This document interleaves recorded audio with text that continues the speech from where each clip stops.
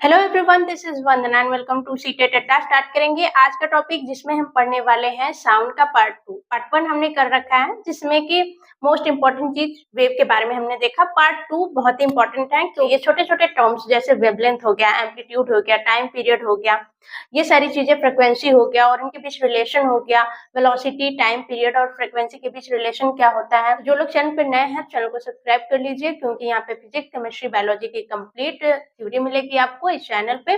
और आज का सेशन है फिजिक्स का जिसमें हम साउंड चैप्टर पढ़ने वाले हैं सीटेट पेपर 2 के लिए। ठीक, तो पहला चीज हम वेवलेंथ देखेंगे। तरंगदैर्घ्य क्या होता है? तरंगदैर्घ्य को हम लेमडा से डिनोट करते हैं। किससे? इसको बोलते हैं लेमडा। ठीक, लेमडा से डिनोट करते हैं।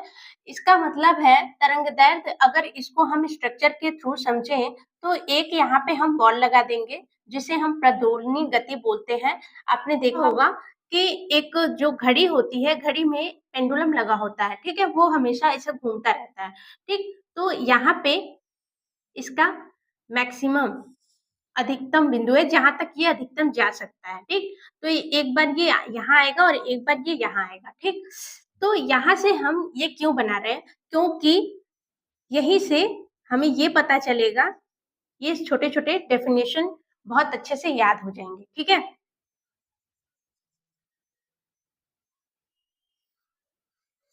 तो इसको बनाने का मतलब ये है कि ये क्या है, अपने साम्य पोजीशन पे है। ठीक है, स्थिर अवस्था में है, तो ये साम्य साम्य में है, साम्य में है। और ये क्या है? अधिकतम अधिकतम अधिकतम विस्थापन है इसका। ठीक है, ये अधिकतम यहाँ जा सकता है और फिर अधिकतम पीछे यहाँ आ सकता है। तो ये क्या कर रहा है?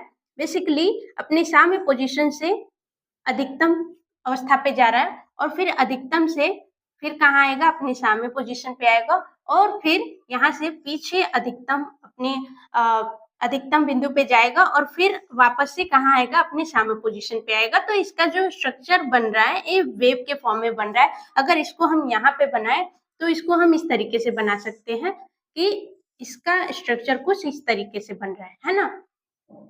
अब दो चीजें अगर यहाँ पे हम बना दें जिसके लिए हम इस छोटे छोटे डेफिनेशन को समझ पाएंगे। ठीक है, तो ये क्या है?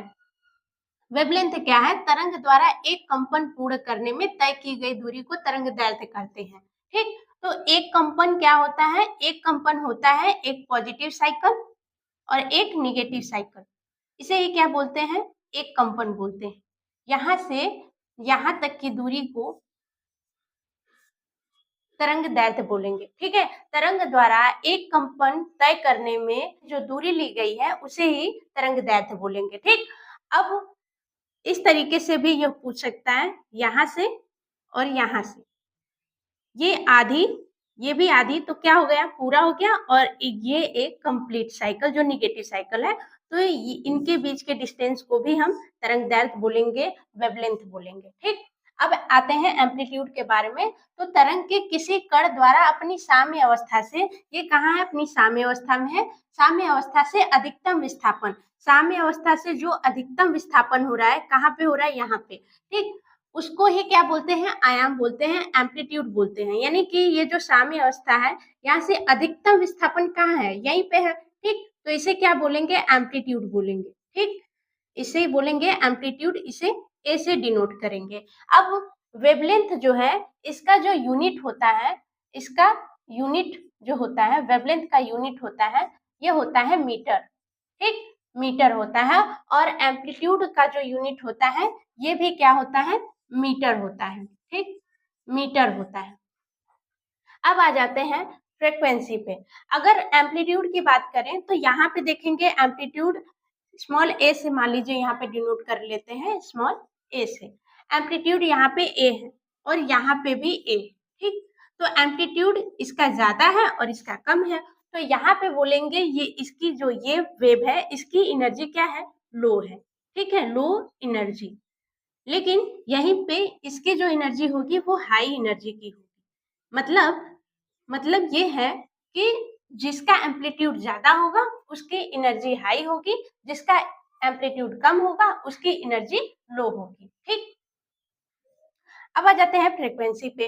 फ्रीक्वेंसी क्या होता है? एक सेकेंड में कण द्वारा कंपन की संख्या को आवृत्ति कहते हैं। एक सेकेंड में मतलब कि हमने ये देखा कि ये जो वेव जा रही है ये पूरा टाइम कितना ले रही है? 1 सेकेंड ले रही है, यहाँ से यहाँ तक, ठीक है, 1 सेकेंड ले रही है।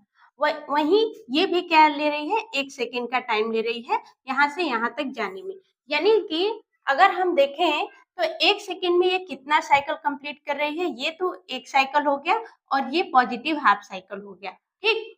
तो ये पूरा कितना हो गया?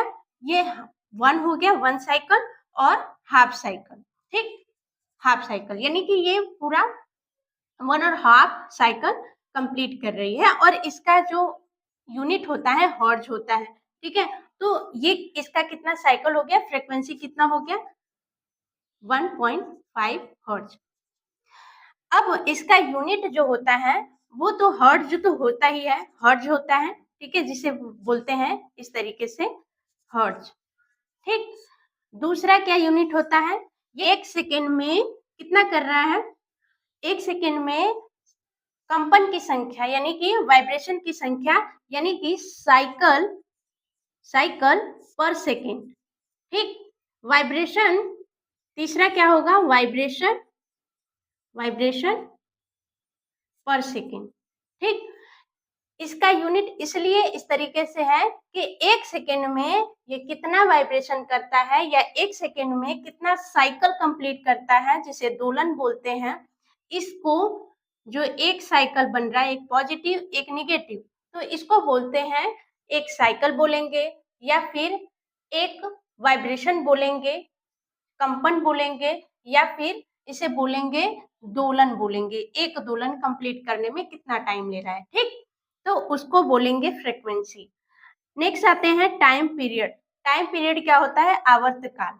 अब एक साइकिल कंप्लीट करने में ये कितना टाइम ले रहा है उसको ही हम आवर्तकाल बोलते हैं। एक कंपन पूर्ण करने में लगा समय आवर्तकाल कहलाता है, टाइम पीरियड कहलाता है। और टाइम पीरियड जो होता है, टाइम पीरियड का जो यूनिट होता है वो होता है सेकेंड, ठीक। Relation between time, velocity and frequency, यहाँ पे हम लेमडा लिखेंगे, ठीक है। लेमडा के बीच यानी कि वेवलेंथ, वेलोसिटी और टाइम पीरियड के बीच रिलेशन देखेंगे, जिसे बोलेंगे संबंध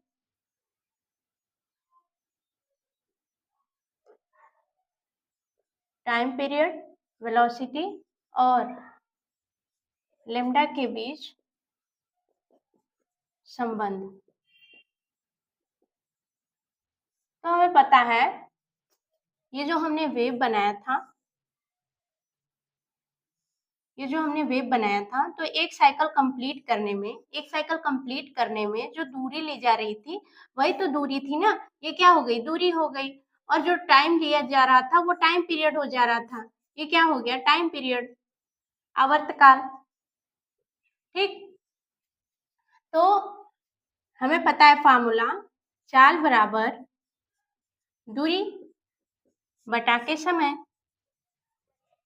तो चाल क्या है? वेलोसिटी दिया हुआ है v, यहाँ पे v दिया हुआ है, दूरी कितनी ली गई है? लैम्डा, और टाइम कितना लिया गया है? t, ठीक। तो ये हो गया रिलेशन वेलोसिटी, वेवलेंथ और टाइम पीरियड के बीच। अब आ जाते हैं, हमें पता है जो टाइम पीरियड होता है आवर्तकाल होता है, आवर्तकाल जो होता है वो फ्रीक्वेंसी के यानी कि आवृत्ति के व्युत्क्रम के बराबर होता है, व्युत्क्रम के बराबर होता है, ठीक। यानी कि t इक्वल टू होता है 1/f, जहाँ पे t है टाइम पीरियड, f है फ्रीक्वेंसी यानी कि आवर्तकाल फ्रीक्वेंसी, ठीक। अब ये जब हम यहाँ पे रखेंगे, अगर f की वैल्यू यहाँ पे निकालें, f की वैल्यू, तो ये क्या हो जाएगा? 1/t हो जाएगा। तो यहाँ से 1/t, यहाँ से हम लेमडा इक्वल टू 1/t लिख सकते हैं। 1/t की वैल्यू हम f रख सकते हैं। तो यहाँ पे रिलेशन क्या बन जाएगा? v इक्वल टू बन जाएगा लेमडा इनटू का एफ। ये हो गया फ्रीक्वेंसी, वेवलेंथ और वेलोसिटी के बीच रिलेशन। लेकिन क्वेश्चन क्या एनसीईआरटी में पूछ देता है, या फिर सीटेड पेपर 2 में, सीटेड पेपर 2 में, पेपर 2 में क्वेश्चन क्या पूछ देगा, अगर कोई वेव है वो उसका ऑसिलेशन, ऑसिलेशन दे दिया है कितना, 15 दिया है, ठीक है। कंपन, कंपन क्या दे दिया है, कंपन दे दिया है 15 और टाइम दिया है 3 सेकेंड। तो फ्रीक्वेंसी पूछ देगा, फ्रीक्वेंसी पूछ देगा, फ्रीक्वेंसी बताइए, यानी कि आवृत्ति बताइए। ऑसिलेशन क्या होता है, फ्रीक्वेंसी क्या होता है, इसमें यही अंतर है कि फ्रीक्वेंसी कहता है कि 1 सेकेंड में जितना ऑसिलेशन हुआ है उसे फ्रीक्वेंसी बोलते हैं। ये ऑसिलेशन तो दिया है 15 हर्ट्ज, लेकिन टाइम दिया है 3 सेकेंड, हमें निकालना होगा 1 सेकेंड का, क्योंकि पर सेकेंड ऑसिलेशन को ही फ्रीक्वेंसी बोलते हैं। तो फ्रीक्वेंसी निकालने के लिए क्या करना होगा, 3 सेकेंड में 15 हर्ट्ज, 15 ऑसिलेशन हो रहा है, तो 1 सेकेंड में कितना होगा, 5 हर्ट्ज होगा। और यही क्या होगा, 1 सेकेंड में जो ऑसिलेशन हो रहा है वही क्या होगा, हमारा फ्रीक्वेंसी होगा। यानी कि फ्रीक्वेंसी जो होगी, आवृत्ति जो होगी, वो क्या होगी, 5 हर्ट्ज या फिर 5 वाइब्रेशन, वाइब्रेशन पर सेकेंड, ठीक है। आवृत्ति का जो यूनिट होता है हर्ट्ज होता है, वाइब्रेशन पर सेकेंड होता है, या फिर ऑसिलेशन पर सेकेंड होता है।